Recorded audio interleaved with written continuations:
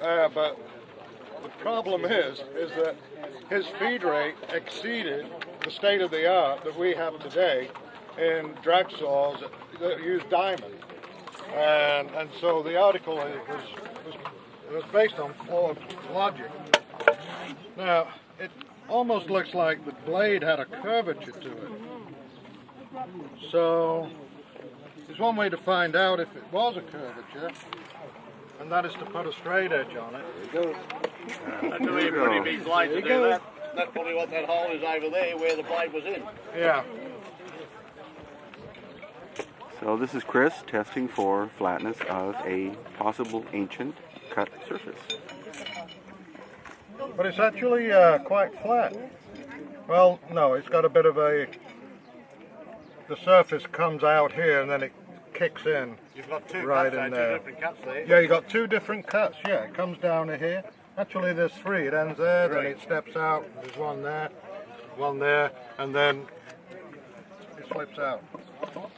It appears that when they were actually placing these basalt blocks into the table, they were just kind of slicing off just to make them fit, just to have the top surfaces come together, and just knocking off little pieces here and there.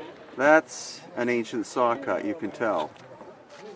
Because here, you look at that, you can see how the surface could have been pounded by stone to get the surface. But here, that's clearly evidence of some kind of tool like a saw cutting through the material for the top half. This is at the Great Pyramid.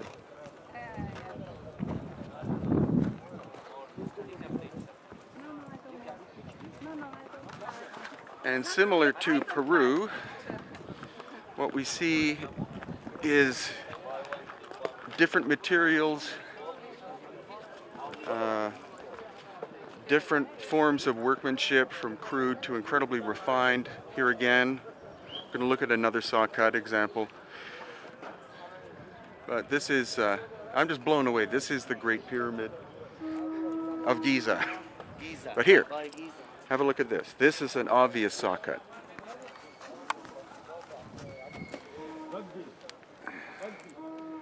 See, this is the rough layer, and then this is not only flat-ish, but you can see where the cutter, like the saw or whatever, stopped, because here is where it's broken away.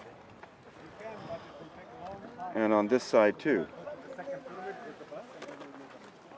But what blows me away is just the number, the amount of evidence here is nuts. Oh, I know. So this is the Great Pyramid at Giza. And there, the original, what's left of the original casing stone, you can see right there. And this is just our first half an hour here, and this blows me, it completely blows me away, because we've seen obvious evidence of machine cutting technology in basalt, which would require, as far as I'm concerned, tungsten carbide or diamond tools. And that's obviously why we're here with Christopher Dunn and Stephen Mailer, because Chris is the expert on technology. He works in a very modern establishment and has done for 50 years in terms of working with the most modern high-tech equipment for cutting materials and shaping materials. And with Stephen Mailer, we have the oral tradition based on the work of Abdel Hakim Awayan. So with the two of them, we have the ability to look at the left brain and the light brain approach. Amazing stuff. I had no idea it would be this incredible. Below you are pavement stones. This was purposely laid to level the plateau. So this is artificial stone, everything you see. Look at some of these blocks. Hakim would point to one 30 feet long rectangle weighing 200 tons. Some of these stones, so you understand, before they built anything up, they leveled the plateau. But these is all artificial construction. And what you're seeing along the line, you'll see holes. Sometimes you'll see square holes. Sometimes you'll see round holes. They originally were open to the tunnels underneath to solar energy to heat the water. According to Abdel Hakim, water is the source of the energy of the pyramids. Water. Breaking the bond from hydrogen and oxygen in water releases a tremendous amount of energy. And as you see, as Yusuf explained coming up, the lower courses of this pyramid were encased in this rose granite. All of this that's come off were the lower courses. So, did they quarry this? Of course not. They didn't take this granite. This is evidence of the cataclysm. Direct evidence of the cataclysm. These stones were weakened, fell off, and then they could come with metal chisels and attack the stone. But they could not do this. Take these off without some event happening. So it's not just quarried. They will tell you it's been quarried, but not. This is all event of a cataclysm. So here at the Menkaure pyramid, the casing stone, which is red granite from Aswan, brought 500 miles from the quarry. It's about at least 2 feet thick, so it's not like a thin veneer layer. It's at least 2 feet thick. Again, there's Khafre pyramid in the background. A lot of knobs on these stones on the outside, very similar to what we see in Peru. And the indigenous story is similar, again, to what we find in Peru. And that is that the knobs there were for the tuning of the wall, because this wasn't simply a functional thing. If this and these were indeed ancient power plants and vibratory structures, then it kind of makes sense that you would have to tune the exterior in order to achieve the vibration harmonic that you were after. At least that is a more, I think, logical explanation than the idea that those knobs were there to help lift the stones, because a lot of the biggest ones don't have any knobs on them. And then it's on this side we see the little pyramids.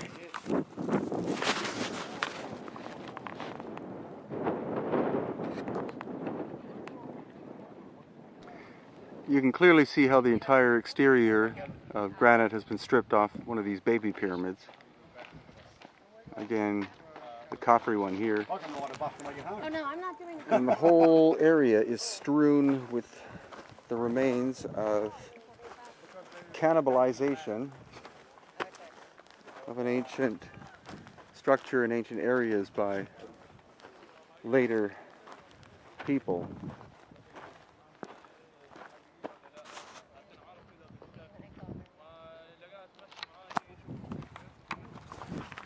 And before you say, oh my God, isn't that awful, how could they do this? Remember, these buildings are a minimum of around 4,000 years old and could be much older. Over that period of time, cultures come, cultures go, and especially later cultures who arrive and have no comprehension as to the significance of the original constructions. They look at these things as simply quarries. You don't only find that in Egypt, you find that in Peru and throughout the Middle East, I'm sure, and many places in the world. So the Great Pyramid in the background here on the Giza Plateau, and you see this is the solid bedrock, sandstone. Most likely these are crypts or caves carved into the bedrock itself. And what this looks like is a little pyramid. And what you see on the right hand side, you see how the shaped sandstone blocks interlock with the original bedrock itself, because you see all of these indentations here made so that the blocks would fit in, like they're trying to lock in a three-dimensional way the stone, introduced stone, with the bedrock itself, and that of course makes the structure a lot stronger.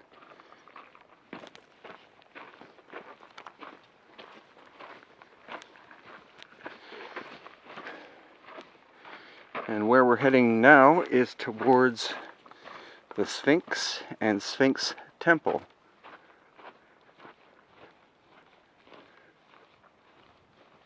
I made a mistake. That's not the Great Pyramid, that's Menkaure, because here we have the second pyramid in the background, Khafre, and the Khufu one, the big one, great one here. And with the limestone, you can see that there's no real obvious evidence of mortar in between the limestone blocks. Limestone's not that hard a stone, relatively, but it's a lot harder than these piles of adobe. And the bottom line, of course, is the fact that the oldest construction is the finest. And where we find lack of mortar or cement-like material to glue the stones together, that is the oldest. The newer stuff, as in 2,000 years old, that's where you find mortar. Much more difficult to construct a building without mortar than with, because the stones have to fit perfectly in place. How's that for a view in the background? This is inside the Sphinx Temple, and this block of gray-black granite is perfectly vertically leveled.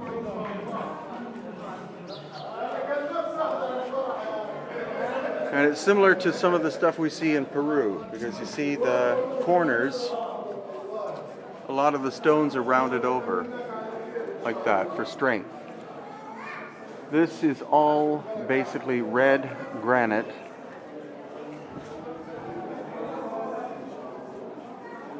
Perfectly level.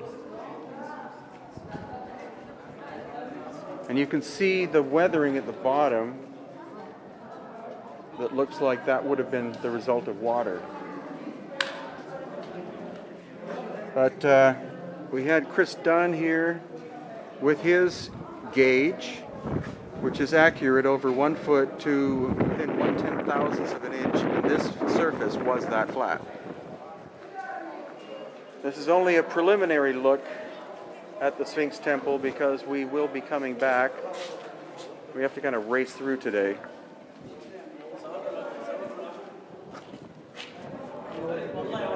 But here too, even with the weathered surface, you can see half of a degree off of level.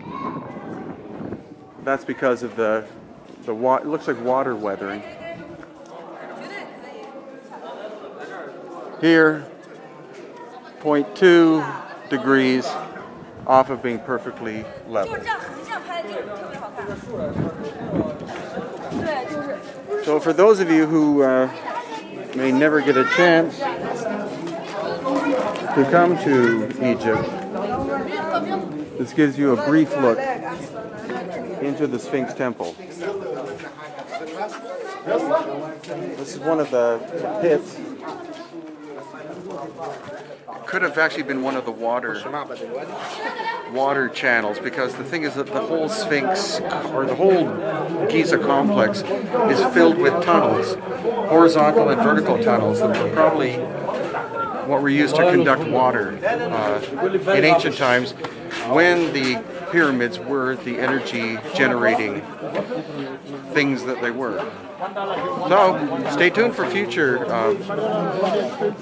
updates as we progress through this journey, but unfortunately we're always have to race through some of these on our first day in order to get a brief look at what some of this stuff looks like. Sphinx.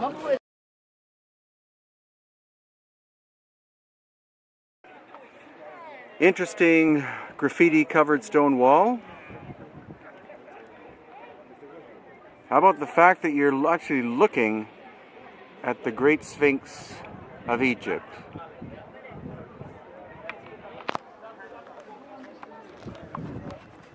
What we now know, thanks to the work of Dr. Robert Schoch, John Anthony West, Graham Hancock, and others, is the fact that the Sphinx has been shown to be older than any pharaoh, at least 2,000 or 3,000 years older than the first known pharaoh.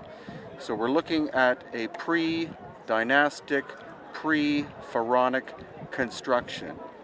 This, of course, is repair work. And the Sphinx has been repaired over and over and over again.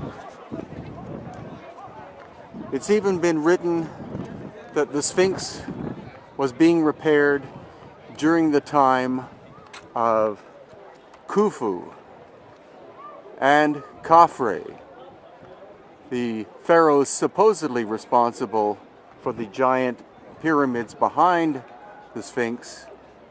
But water erosion, as based on the work of Dr. Robert Schoch, as shown here in the Sphinx enclosure, it's water erosion that caused the necessity to repair the Sphinx. The head is not original. It was recarved at least once. And what most people don't know is that the Sphinx was originally simply the head exposed above the plane of sandstone. It was dug out to create the shape of the body. But it wasn't dug out with a bunch of adzes, shovels, and chisels. Cubes were taken out. Giant cubes which wound up being converted into the Sphinx Temple and possibly also the Valley Temple nearby. Okay, we're now going to discuss the erosion on the Sphinx, and we have to give credit to the great Dr. Robert Schoch from Boston University, who first was brought here by John Anthony West in the early 90s and did a detailed study of the erosion of the Sphinx. It was featured in a NBC special, Mysteries of the Sphinx, which was nominated for 2 Emmys and won an Emmy for Best Original Screenplay. As Dr. Schoch explains, limestone is sedimentary rock, forms in sediments under the ocean. It's called nummulitic limestone. It has little seashells, nummullites. So it does not form uniform.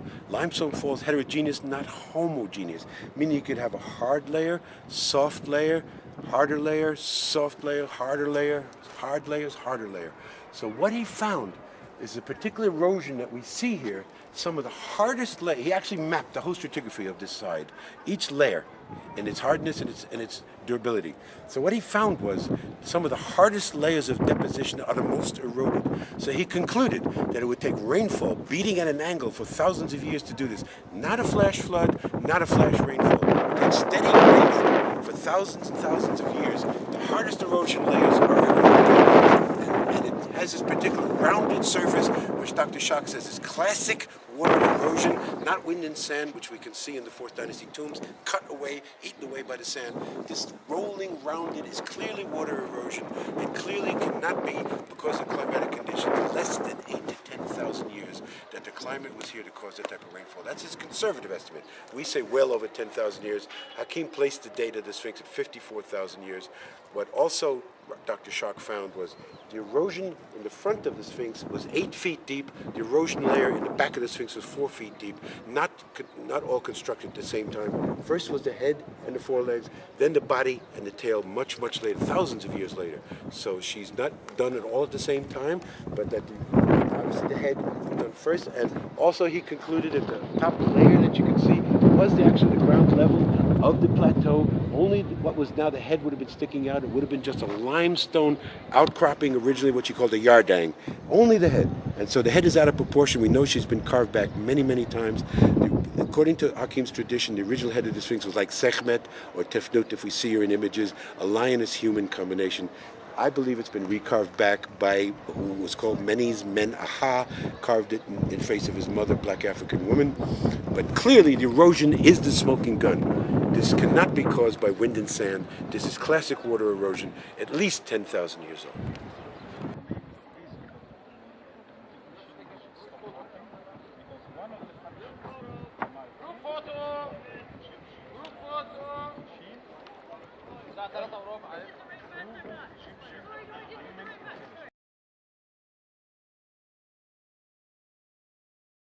Inside the Great Pyramid. This is known as the Robber's Entrance. It was by the son of the Caliph of Baghdad, Muhammad al-Mamun, in 810 AD.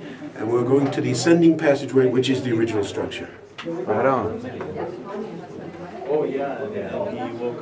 That's just squat down, 50 feet, Okay. which will give you practice for going into the Gee, thanks a lot. Inside the Great Pyramid. And we are going down into... No? The subterranean chamber is padlocked. Ask Yusuf though, they're not supposed to be open. Okay. Wait till Yusuf comes. Okay. This is the ascending. This is the original entrance. This is the ascending passage. And we're hoping we're going to get the key open for the descending passage. So the subterranean chamber has been padlocked, even though we had permission to enter. There's a lock on it. So instead, we're climbing up into the Queen's chamber.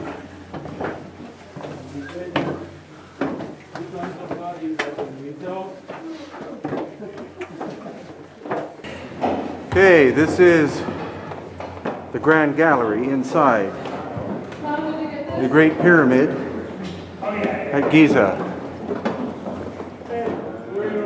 You see the projections, projections. Almost saw-like pattern of the walls tapering as it goes upwards. Okay, the grooves we see here is obviously not made for decoration. It's made to be effective and affect the sound resonance. We can see here how these stones are housed like puzzle pieces, because this was what we know as a resonance filter. The vibration here was so powerful that if these things were not attached together in that very fine way, they would be dismantling immediately. Once the resonance is activated.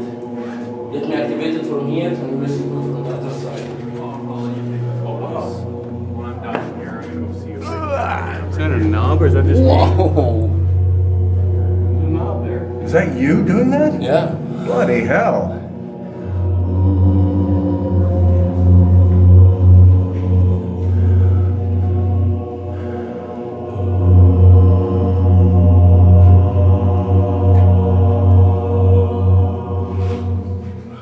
I hope you can hear the incredible sonic vibrational experience that this is. That low sound is Yusuf by himself creating that amazing resonance.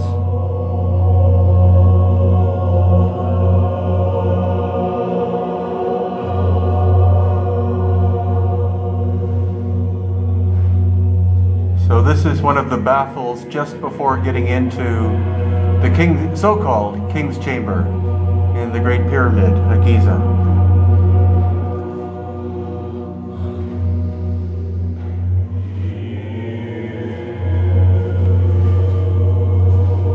So this is the actual entrance into the King's Chamber. A bunch of people are in here. Whoa. The size of this.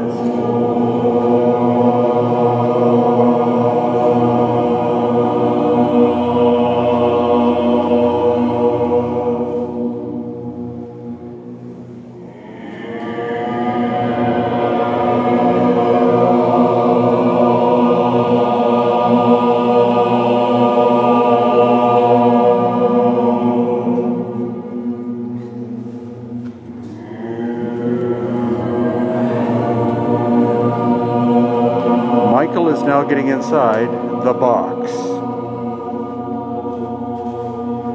which is solid granite.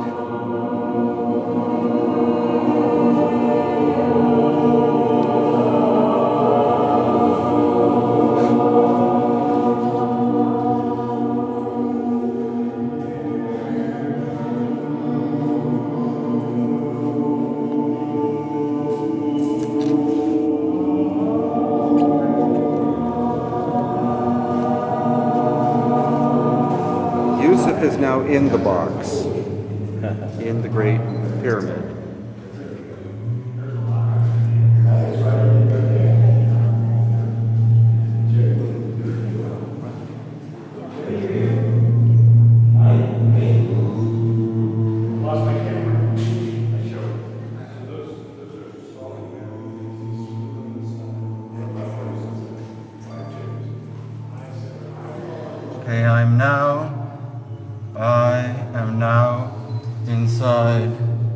box in the king's chamber. And there's no way you can understand the experience of being in here unless you've actually been in here, because the sound is so complex and so incredible, and how somebody could possibly think that this was constructed as a tomb and not as a acoustical vibrational device, I don't understand.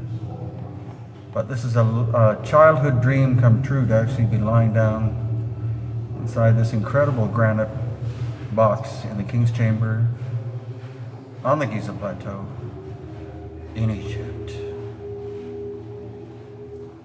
That's amazing. We've been able to secure the Great Pyramid for 2 hours for our group, thanks to the Kemet School, www.kemetology.com. Now we're entering the Queen's Chamber. This passage is only a little over 3 feet high. Solid rock, solid limestone, and the walls are incredibly straight. Definitely an engineering marvel. And some theorize, and I believe too, the Great Pyramid was a massive machine that created electricity, created energy.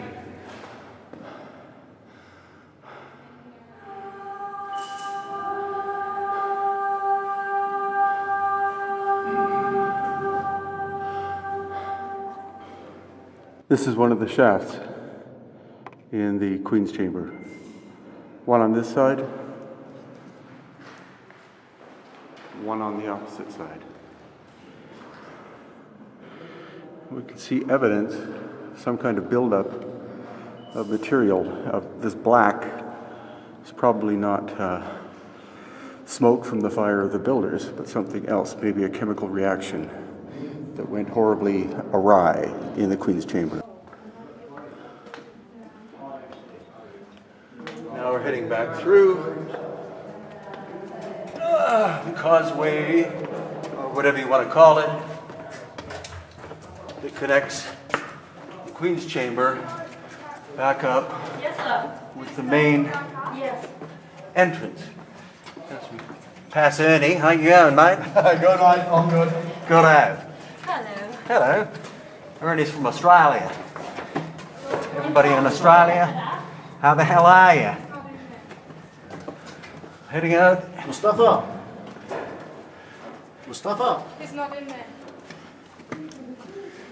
Into the descending passage, which is here. Okay, maybe halfway down now, or a third of the way down, the descending passage into the subterranean chamber. Not as tough so far as I thought it would be. I thought the roof would be, or ceiling would be a lot lower, but anyway, onwards we go. Okay, all the way down now at the bottom of the subterranean chamber. Now I'm sure you're thinking, gee, that didn't take very long. Well, it's because I turned the camera off. It's several hundred feet down, but it's an incredibly straight line. And then this way, this is where it's going to get tougher. This is hands and knees in the sand for about 30 feet maybe, but then it looks like that is the subterranean chamber. So let's see what it looks like. Okay, John, this is the entrance into the subterranean chamber. I'll try to do some measurements after we get a very rough estimate of what it is we're looking at. This is where the floor drops down, and there is a square shaft in here that at the present looks like it drops about 15 feet and then is filled with sand. And on the wall directly opposite of the entrance here, we have another shaft. And this goes on seemingly for an incredibly long distance. I might check it afterwards and see if it turns to the right about there. But your thing of interest is up here.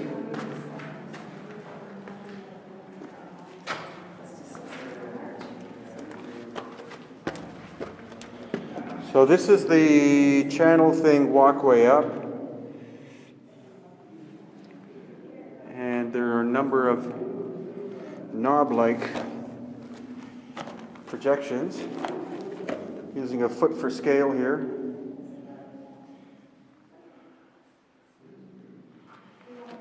And then this side, I think this is what you're interested in. Unfortunately, all the light bulbs are gone. It's a pretty rough surface. I'll do in steps out from the wall here. Again, the entrance is over there, and I'm in the almost opposite corner. So I'll do steps. My foot is about a foot. So one.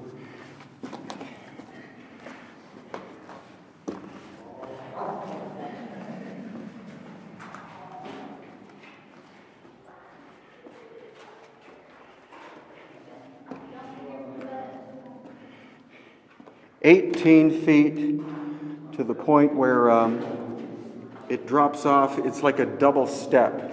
From the ground up to this level, and then up to this level, where it goes across to there. So 18 feet plus 1, 2, 3, about 4 feet, the first step, and then a drop down there of about 3 feet. It approximately fills half the room. We don't have a long tape measure. But anyway, try to get some pictures. This is the inside of this projection thing in the corner opposite the entrance, with quite an interesting blob in the middle. And then the wall is here, and then this is where it starts. It's approximately, again, I'll get measurements. Hopefully it's approximately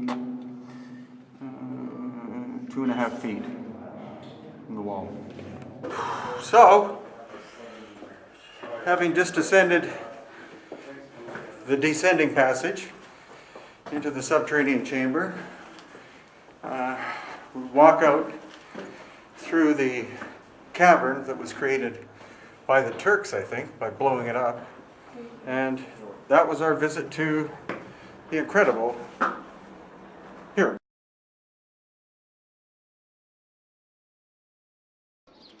This is the Ramesseum, obviously named after Ramses. This is where you get the sense of scale, though.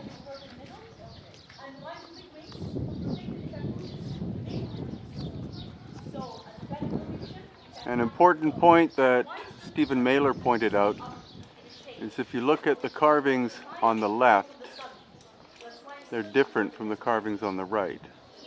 Carvings on the left may be older. The carvings on the right are deeper, and they were most likely done for Ramses because there was a tendency during certain periods to deface the names of older so-called pharaohs. And so Ramses wanted to make sure, or his priest maybe wanted to make sure, that his name and all the writings about him were kept almost forever, and it would be very difficult to deface something that was so deeply cut into the stone like this.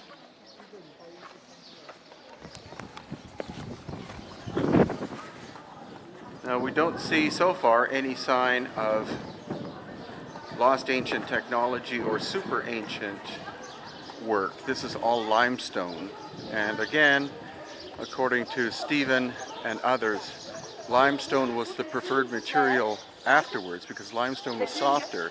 You could work it with bronze chisels and stone hammers, but when it comes to carvings or buildings which were made of granite, basalt, or quartz, calcite, that requires tools that are harder than bronze. The question is, what tools were they?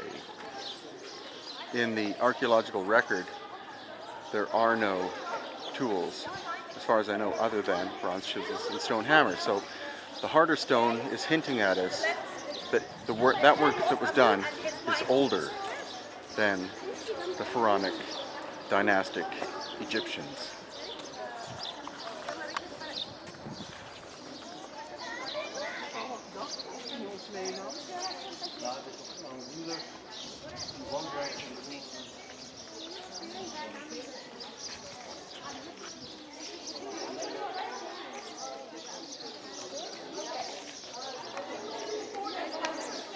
And like at any ancient site, you see different time periods existing. This, according to Yusuf Awayan, is dynastic period. Again, they were working with limestone. Limestone is not very hard, so they could work it with bronze chisels and stone hammers. But these sculptures are granite. Granite is much harder, could not be properly shaped, especially not fine detail, with bronze chisels, stone hammers, and sandpaper. And possibly even more curious are the presence of the keystone cuts, which we find in different parts of the world, but they're most famous here and also in Peru and Bolivia. Keystone cuts for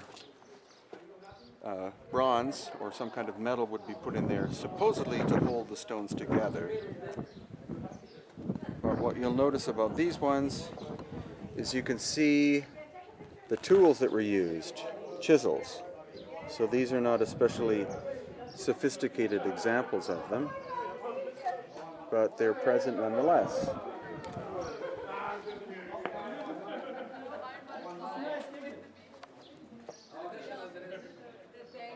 So in terms of a sense of scale, again, this is the statue, or part of the statue. This is part of his head and his ear, and then coming down that way, his shoulder. 1,000 tons finished, one block of stone. Originally, of course, it would have been much more than 1,000 tons because it would have been a rough piece to start with.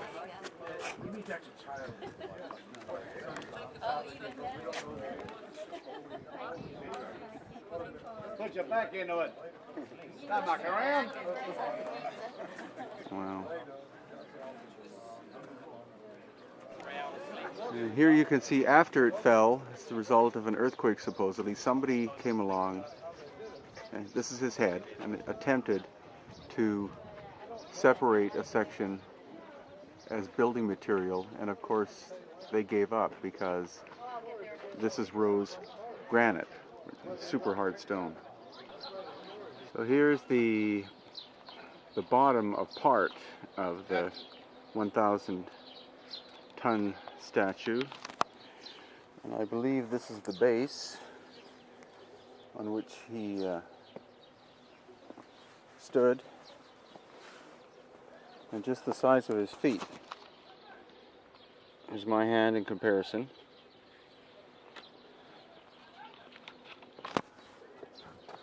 Or 1 foot compared to a foot.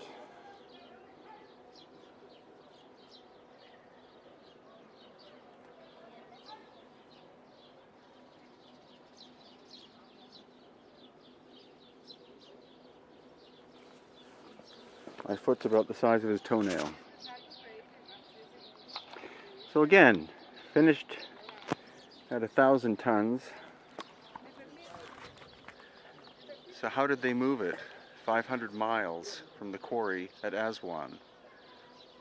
Most, if not all, of the rose granite came from the Aswan quarry. And so how was it moved? How do you move 1,000 tons? You're not obviously going to move it on rollers across a desert. You're not going to be able to build a reed boat big enough, strong enough to be able to carry a finished sculpture at 1,000 tons. And if it was brought here raw, as a raw blank stone prior to carving, then you're talking at least 1,200 tons, or maybe 1,300 tons. How would they have moved it? So here's the bottom of part of the 1,000 ton statue. And I believe this is the base on which he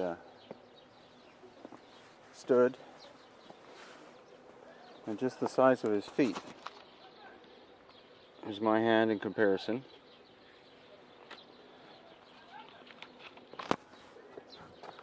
Or 1 foot compared to a foot.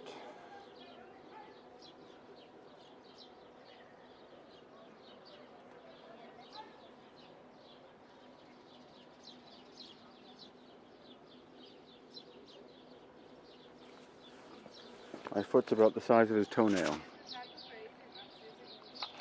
So again, finished at 1,000 tons. So how did they move it 500 miles from the quarry at Aswan? Most, if not all, of the rose granite came from the Aswan quarry. And so how was it moved? How do you move 1,000 tons? You're not obviously going to move it on rollers across a desert. You're not going to be able to build a reed boat big enough, strong enough to be able to carry a finished sculpture at 1,000 tons. And if it was brought here raw, as a raw blank stone prior to carving, then you're talking at least 1,200 tons, or maybe 1,300 tons. How would they have moved it?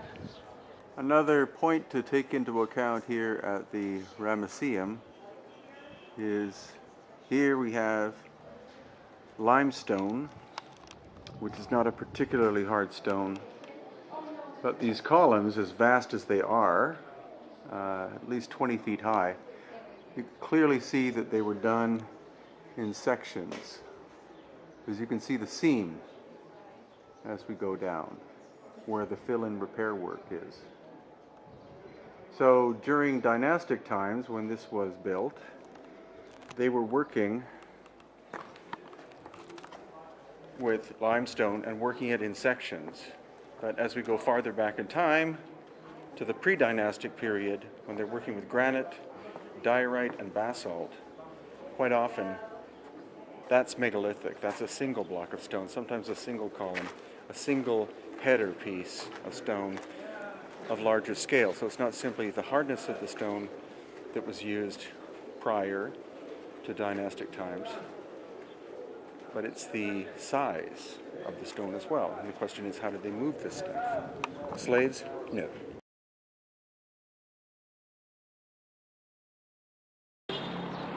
These are the colossi of Memnon.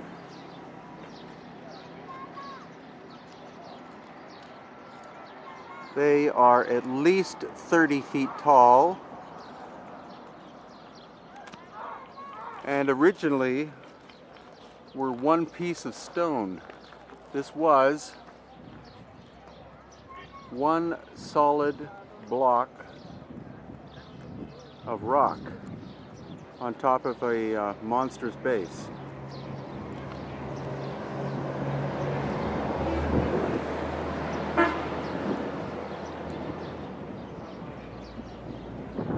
Now the thing is that just because there are hieroglyphics on them, it doesn't necessarily mean that the hieroglyphics were done at the same time that the carving, shaping of these massive sculptures were done. So to date, the colossi based upon the hieroglyphics that are on them could be very well an erroneous thing. I think they're far older. I think these are from the pre-dynastic Comitian period, And God knows how they move the damn things. Hundreds of tons, if not more. But I'll have to find out exactly how much they originally weighed.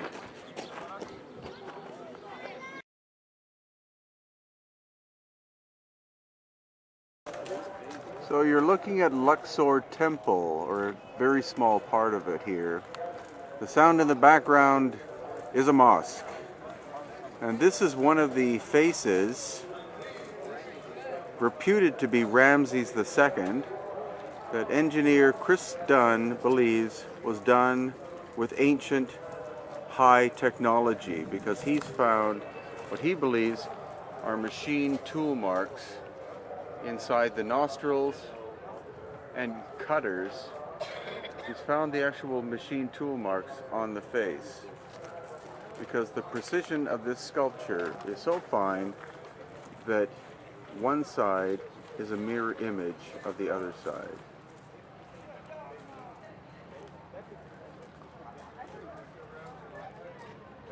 And right next to this head of Ramses is an incredible obelisk.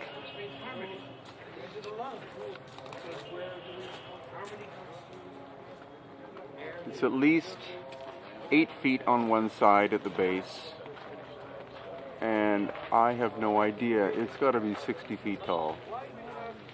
Made of rose granite, brought from the quarry at Aswan.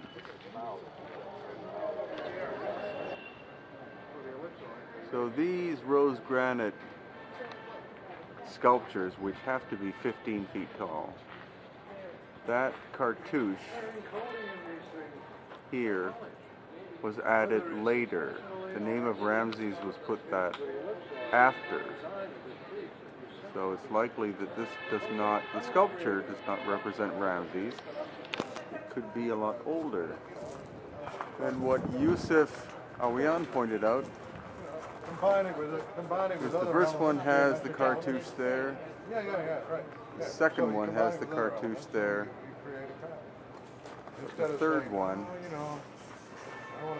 doesn't.